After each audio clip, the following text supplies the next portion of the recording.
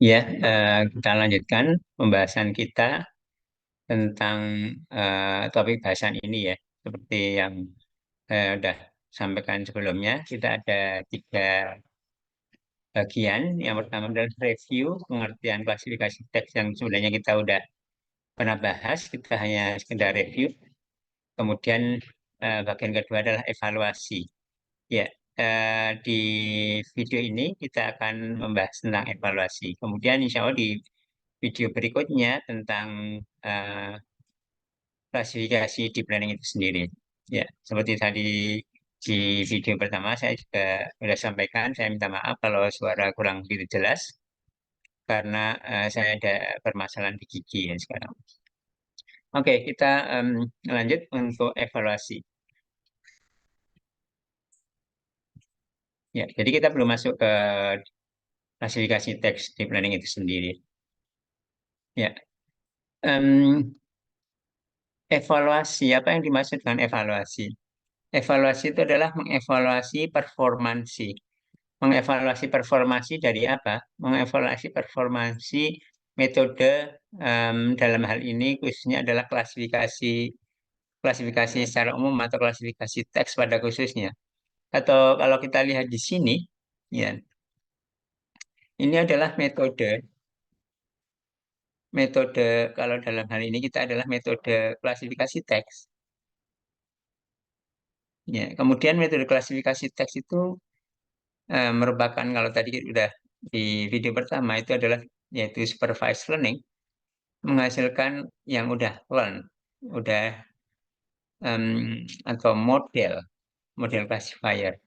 Nah, kita akan mengevaluasi sejauh mana efektivitas atau dalam bahasa lebih em, apa awamnya katakanlah seperti itu nah, akurasi ya atau sebenarnya efektivitas nanti kan akurasi ada sendiri ya. Jadi efektivitas dari metode ini yaitu dalam hal membuat ini.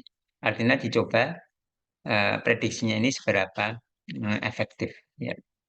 Kita lihat di sini pertama adalah em, metrik evaluasinya. Jadi metrik evaluasi itu adalah mengukurnya menggunakan apa?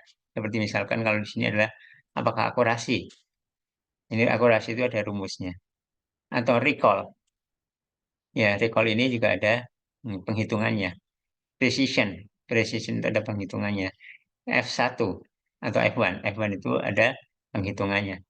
Ya, jadi kita tentukan menggunakan pengukuran yang mana, menggunakan metrik yang mana untuk mengevaluasi atau metrik untuk mengukur performansinya dan kondisi penggunaan apakah akurasi, apakah recall, apakah precision, itu ada penggunaan masing-masing dan nanti ada contoh yang cukup jelas dan populernya ya kita lihat eh, mengapa menggunakan akurasi atau misalkan menggunakan eh, yang lain. Oke. Jadi yang pertama adalah bagaimana kita mengevaluasi classifier, mengevaluasi metode klasifikasi, metode yaitu classifiernya. Seberapa bagus ini artinya seberapa efektif classifier bekerja. Misalkan untuk classifier yang biner, biner itu adalah dua, spam bukan spam. Contohnya misalkan untuk classifier biner seperti ini, apakah ini spam atau bukan spam? Atau biner itu yang lain. Misalkan sebuah posting itu tentang apakah tentang sebuah perusahaan ini di list spy company ini iya atau tidak ya. Jadi ada banyak posting misalkan posting itu misalkan tweet ya katakanlah mungkin gitu atau yang lain. Tweet ini terkait dengan perusahaan ini atau tidak, dengan perusahaan ini atau tidak. Ya mungkin karena tweet itu umum barangkali ya. Mungkin yang terkait perusahaan ini hanya sedikit katakanlah seperti itu ya. Oke.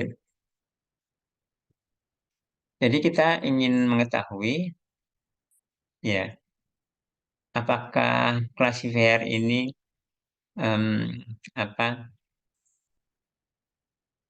memprediksi email atau posting email di sini atau posting tweet misalkan seperti ini. Ya, apakah kemudian dicocokkannya bagaimana? Mencocokkannya, yaitu kunci jawabannya biasanya dengan manusia atau oleh manusia. Jadi seperti ini, email. Kalau menurut classifier itu misalkan high bias, SVM, ininya ya, apa, metodenya.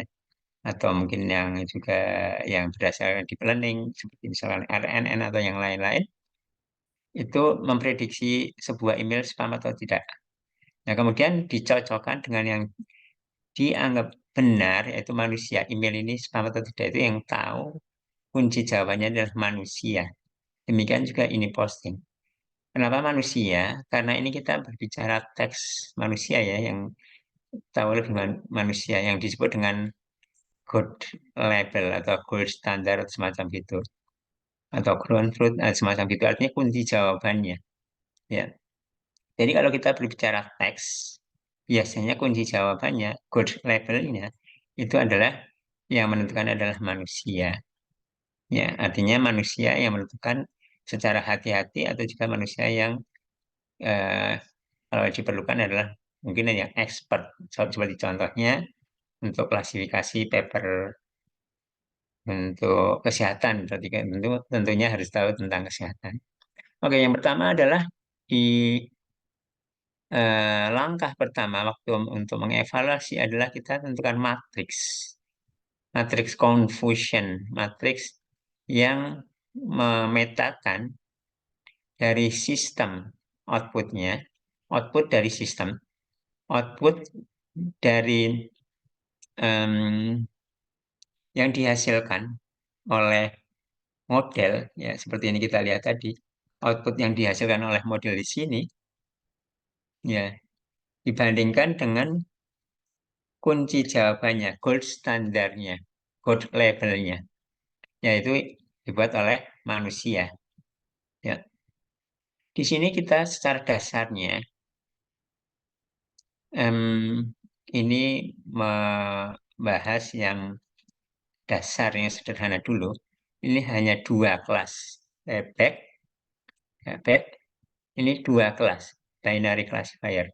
Nanti bagaimana kalau multi kelas lebih dari dua? Nanti bisa juga ya. Ini kita dasarnya dari dua dulu. Ya, dua itu dapat dikatakan atau kita ini ya, kita sebut sebagai positif negatif. Ya, jadi di sini yang gold standar dari manusia itu ada positif, ada negatif. Kelas positif, kelas negatif. Dari sistem, dari model, dari classifier, ini ada positif, negatif. Menurut sistem, menurut gold. Saya back lagi. Ini disebut yang positif ini, negatif ini.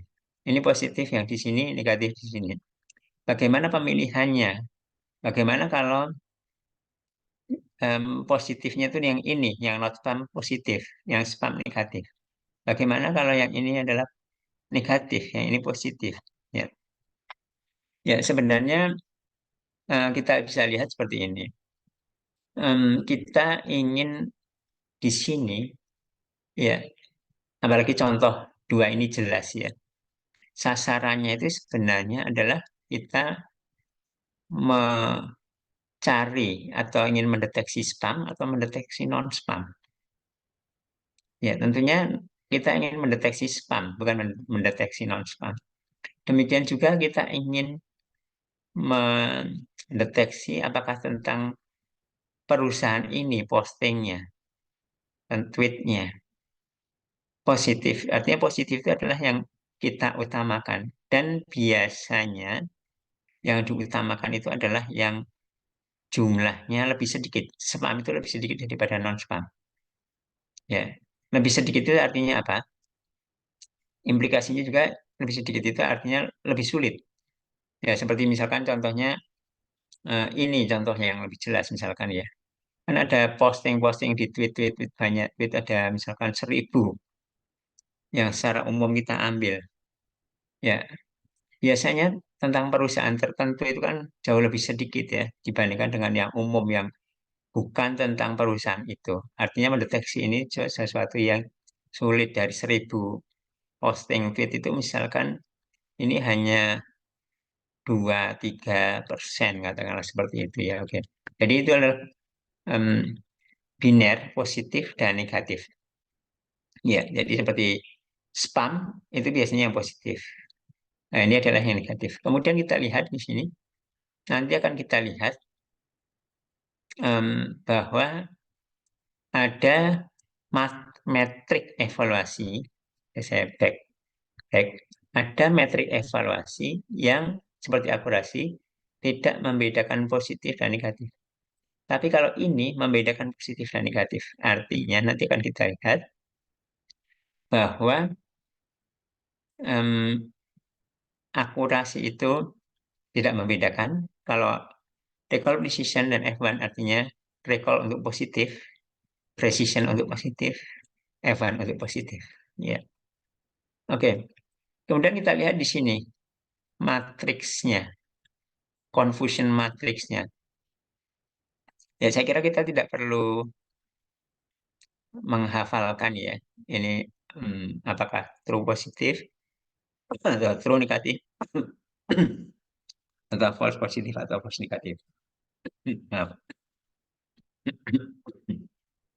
tapi sebelum itu mungkin kita akan lihat dulu ya supaya barangkali lebih jelas ya. Ya, kita lihat ini adalah matriksnya yang tadi confusion matrix. Ini adalah yang word-nya, yang benarnya, kunci jawabannya. Ini adalah yang menurut sistem, artinya prediksinya. Ya, ini menurut sistem, artinya prediksinya.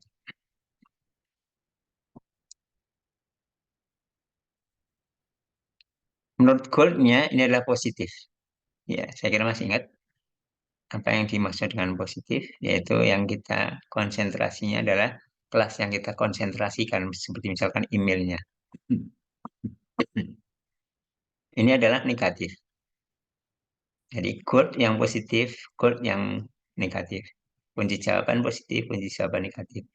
Sistem atau prediksinya, ini adalah yang positif, ini adalah yang negatif. Kalau tebakannya adalah positif, kemudian yang kunci jawabannya positif, ini adalah benar, true. Kalau prediksinya positif, yang benarnya kunci jawabannya negatif, ini adalah false. Nah, kalau prediksinya negatif, kemudian benarnya positif, ini adalah false. Kemudian kalau prediksinya negatif, kemudian kuncinya negatif, ini adalah true. Jadi di sini ada bisa true atau bisa false. True yang ini dengan yang true yang ini dan false yang ini dengan false yang ini perlu dibedakan atau tidak. Nanti akan kita lihat kalau kita menggunakan akurasi,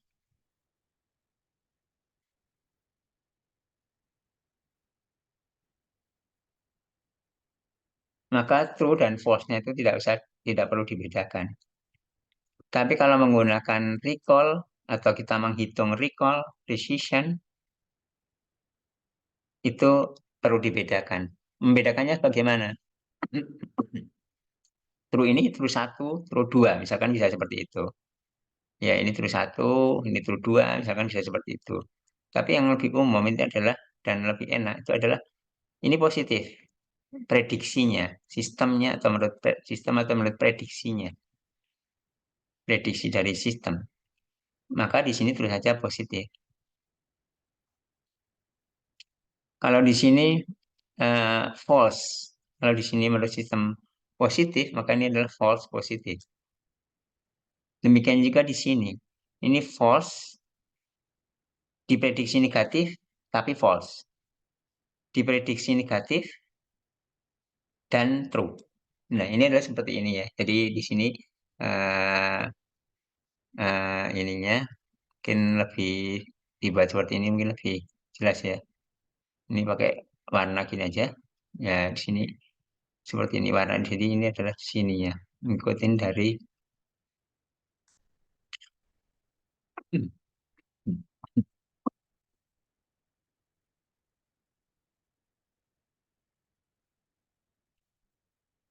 Oke, metrik evaluasi adalah seperti itu.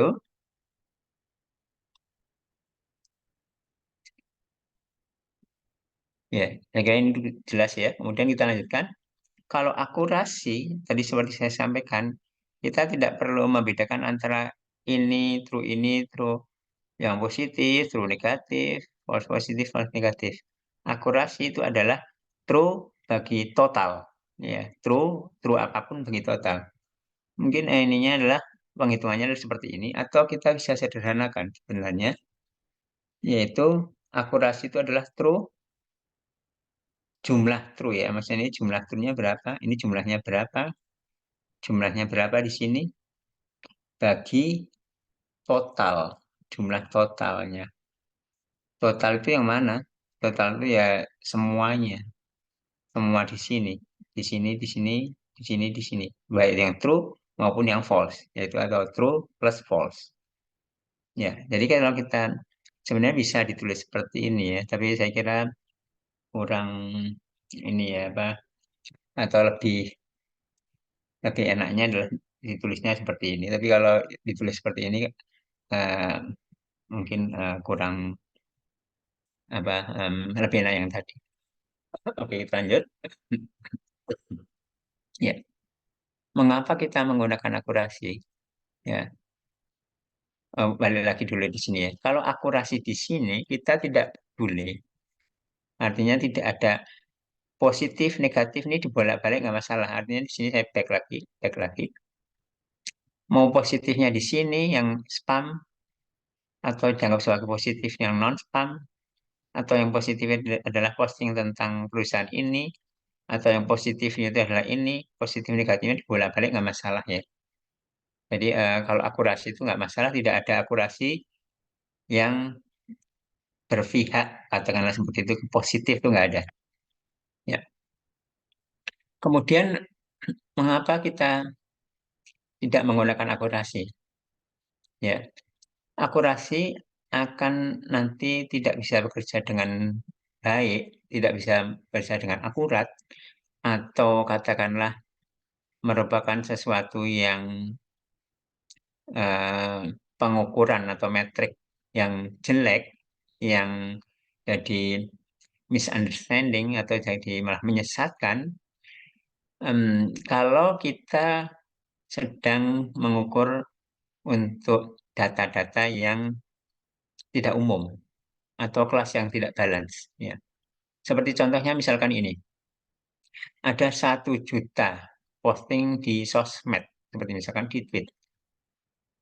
Ya, kemudian kita ingin mencari yang terkait dengan perusahaan ini, Delicious Pie Lovers, misalkan gitu ya.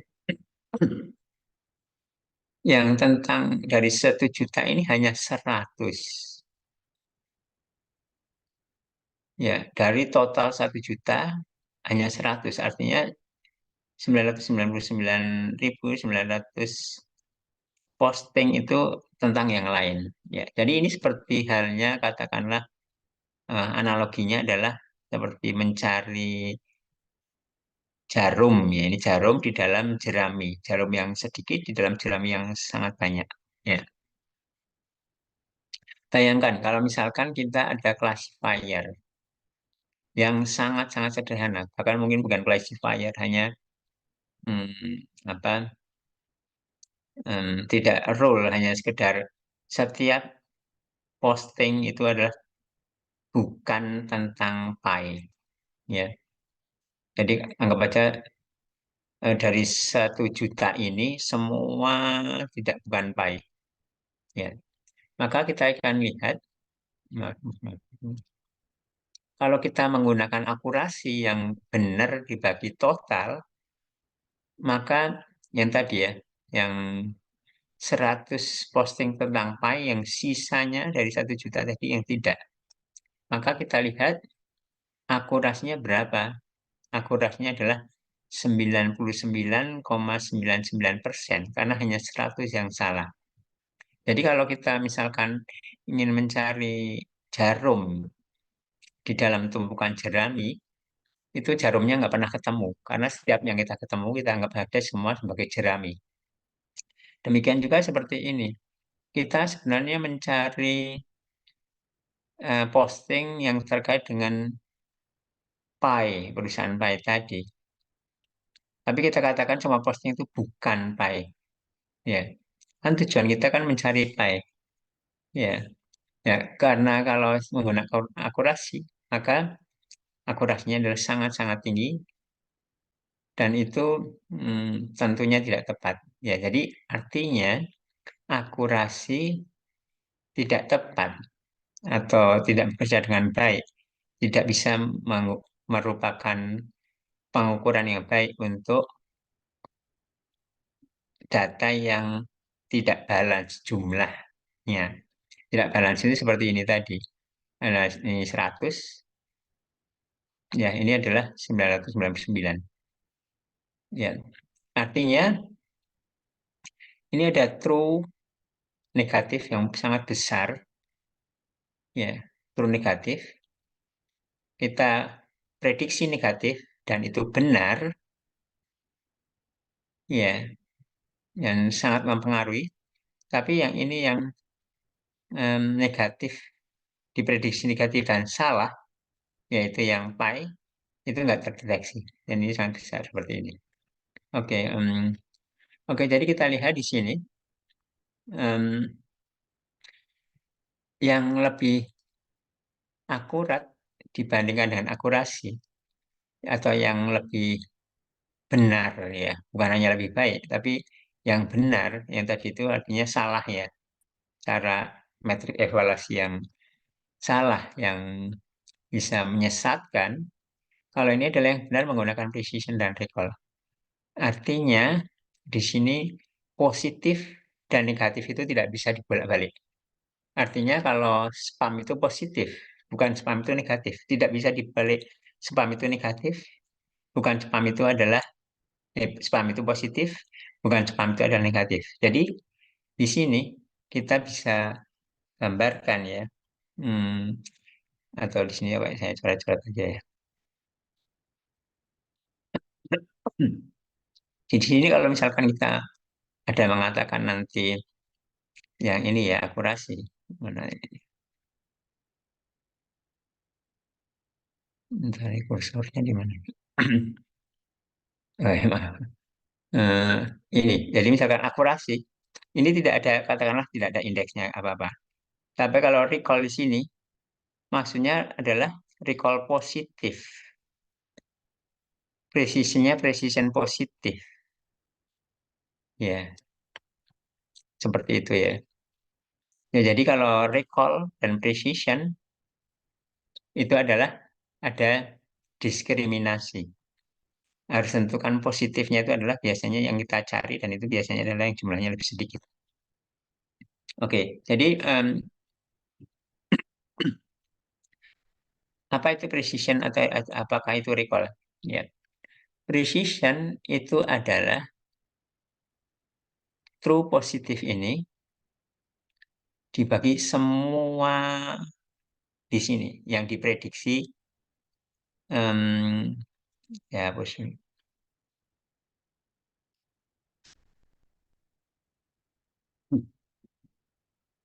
Precision itu adalah yang benar dibagi semua prediksinya. Ini adalah jumlah prediksinya. Ya, karena ini kan precision positif ya. Artinya kita lihat yang positif ini. Ya, jadi yang ini dibagi semua hasil prediksinya. Ini TP dan FP itu adalah ini total total prediksinya. Kemudian ini adalah precision. Kemudian recall. Recall itu dapat dikatakan mungkin bisa memanggil kembali.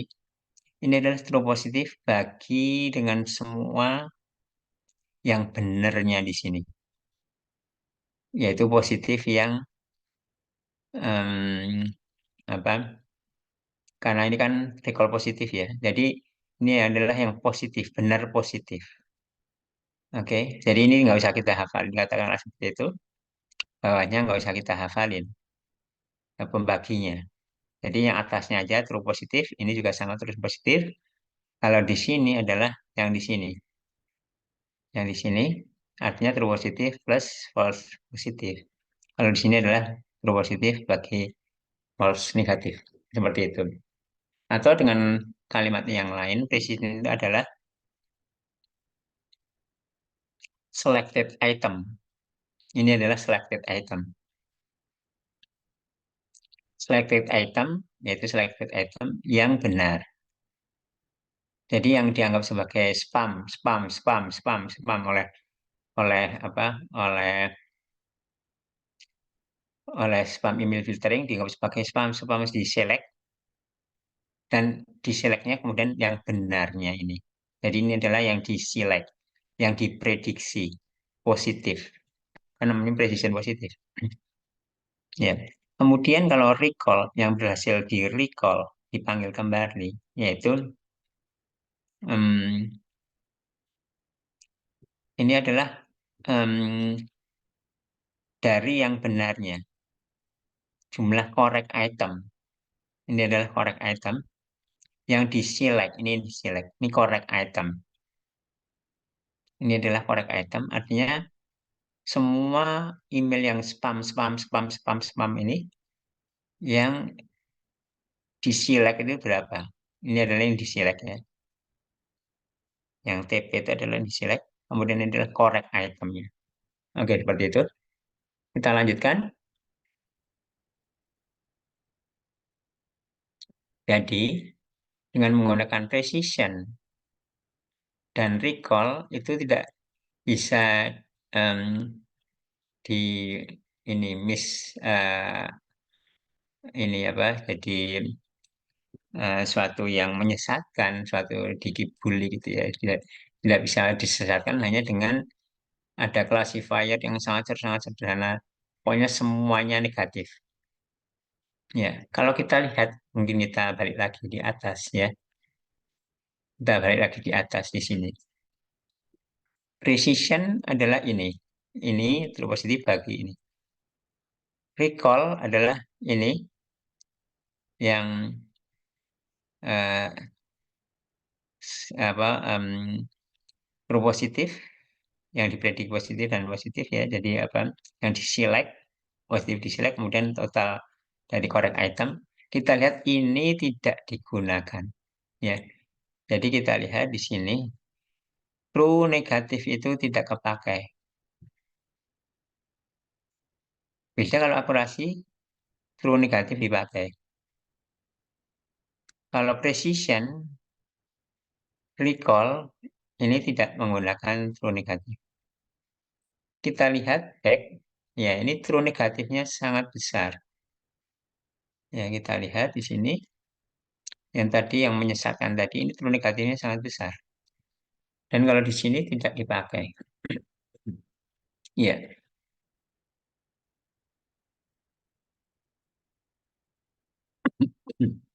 jadi untuk kasus tadi di mana akurasinya 99,99%, bagaimana kalau kita kita ukur dengan recall dan precision? Ya, kita lihat di sini em, tadi bahwa true positifnya itu di sini kan yang kalau kasus ini ya tidak pernah berhasil mendeteksi di sini ada true positif, yaitu yang pi, benar pi dan diprediksi pi itu nggak ada. Jadi true positif, true negatif, recall precision-nya itu nol. Semuanya adalah nol. Meskipun ini apa akurasinya 99,9%. Kalau kita menggunakan recall dan precision adalah 0. Sekali lagi kita ulangi lagi bahwa kalau akurasi ini tidak mempedulikan positif atau negatif, kalau precision adalah precision positif, recall adalah recall positif, dan true negatif tidak digunakan. Karena true negatif untuk data yang tidak balance, di mana mayoritas data adalah negatif, seperti contohnya ini, mayoritas data adalah, contohnya yang ini, mayoritas data adalah yang bukan ini, seperti contohnya di sini ya tadi ya. Mayoritas data adalah bukan tentang pi, ya. Jadi ini apa, true negatifnya itu tidak dipakai. Oke, seperti itu. Kemudian dalam banyak hal kita perlu merata-rata. Kita punya precision, kita punya recall. Bagaimana merata-ratakannya? Apakah dengan precision plus recall bagi dua? Ya, saya kira bisa seperti itu ya. Tapi yang lebih umum, yang dianggap lebih bagus adalah dengan yang disebut dengan rata-rata harmonis. Rata-rata harmonis ini adalah pada prinsipnya kalau ada salah satu yang rendah sekali, katakanlah gitu ya, rendah sekali, maka hasilnya juga lebih rendah. Jadi seperti misalkan, kalau precisionnya misalkan 0, recall-nya 100. Kalau precision plus recall bagi 2, precisionnya 0, recall-nya 100, bagi 2, 50. Tapi kalau di sini, rata-rata harmonis, kalau precisionnya 0, recall-nya 100, ya hasilnya F1-nya tetap 0 gitu. Jadi lebih cenderung ke yang rendah gitu ya. Ini adalah rata-rata harmonis, bukan rata-rata aritmetik. Ya, rata-rata harmonis yang tadi adalah F1. F1 itu adalah kasus khusus dari bentuk umum yaitu F measure. Dan ini F-nya F1. Tapi bentuk umumnya adalah F seperti ini. Ya, ini adalah bentuk umumnya adalah seperti ini. Yang harmonic mean, rata-rata harmonis yang berbobot untuk precision dan recall. Ya, jadi di sini kita ada hmm, eh, kalau pada prinsipnya kalau antara recall dan precision kita dianggap mempunyai bobot yang sama, maka kemudian seperti ini. Antara misalkan artinya betanya itu 1, karena dianggap antara recall dan precision ini sama, maka kita sebut kata back jadi F1. Recall dan precisionnya itu sama bobotnya. Oke, itu adalah dua kelas tadi, yaitu kelas positif. Nah, kemudian bagaimana kalau lebih dari dua kelas? Misalkan tiga kelas. Tiga kelas itu adalah misalkan analisis sentimen. Ya, misalkan positif, negatif, dan netral. Atau mungkin kelas yang lain seperti name entities. Apa dia masuk person atau location, entitas person atau entitas location atau entitas organization. Ya, kita bisa membuat seperti ini. Kita lihat lagi di sini, ini adalah matrik ya, confusion matrix. Ya, ini adalah good label, artinya yang kunci jawabannya, yang benarnya, yaitu yang dibuat oleh manusia. Ini adalah yang menurut sistem, menurut prediksi dari classifier. Ada tiga kelas: urgent, normal, dan spam. Kita ingat lagi bahwa precision dan recall itu diskriminatif, istilahnya mungkin seperti itu ya, atau dia positif. Ini positifnya precision positif untuk, jadi ada indeksnya U, untuk N di sini artinya, untuk S itu spam, N normal, U urgent. Ya, jadi kalau kita lihat precision untuk U, artinya true positifnya yang ini, urgent urgent, true positifnya ini. Bawahnya Ya, itu adalah hmm, semuanya ini, semua yang diprediksi urgent. Ini adalah presisi. Ya, yang diselected atau yang diprediksi. Kalau yang precision untuk N, yang normal, itu adalah true positifnya adalah ini. Diselect atau diprediksi dan benar. Ini adalah 60. Bawahnya adalah semua yang diprediksi atau diselect sebagai normal. Yang bawahnya ini. Demikian juga precision untuk S di sini. True positifnya adalah ini.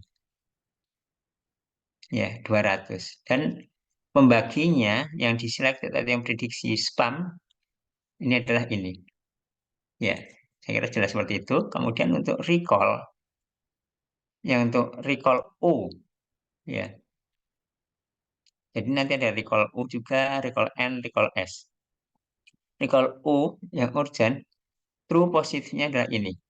Jadi sama ini ya, ini sama seperti tadi ininya, true positifnya. Yang pembaginya itu adalah semua yang benar, yang code labelnya adalah urgent.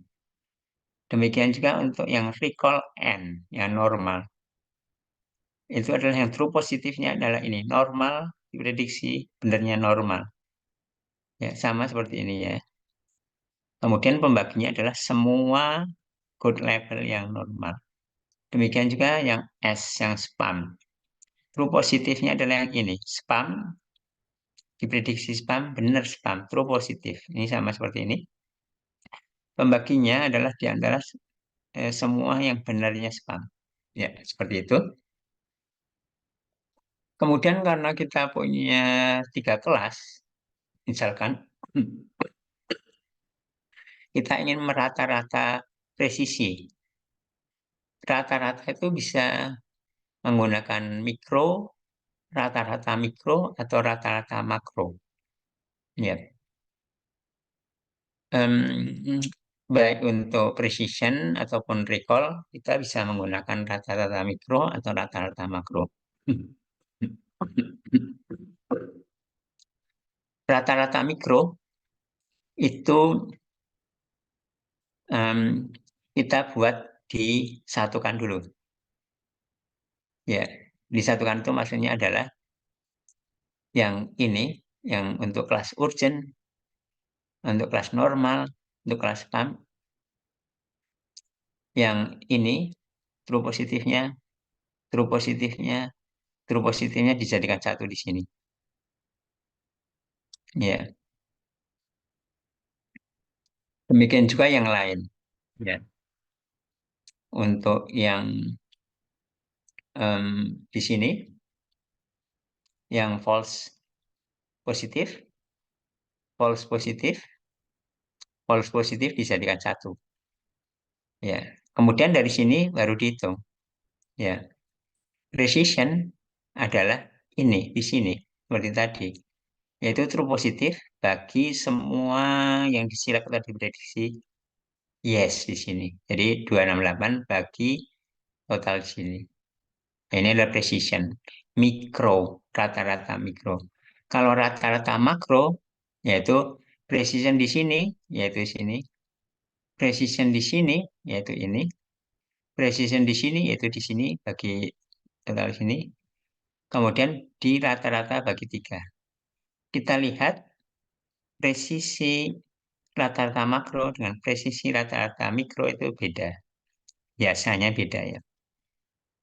Kalau kita bayangkan, ya presisi atau rata-rata mikro itu seperti kalau kita menghitung IPK ya. Seperti kita misalkan punya 2 semester, artinya digabungkan dulu 2 semester itu di sini.